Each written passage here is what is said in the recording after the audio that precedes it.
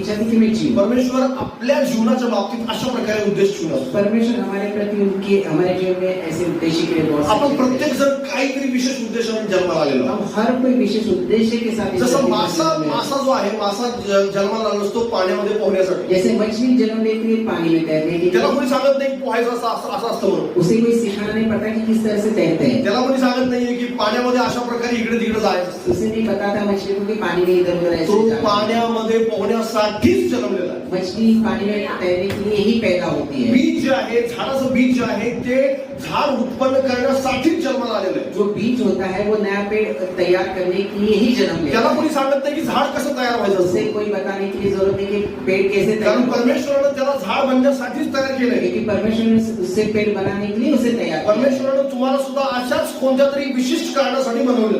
परमेश्वर ने भी आपको ऐसे किसी कारणवश तयार किया है। तुम्हाला ते सांगण्याची गरज नाही की असं आहे.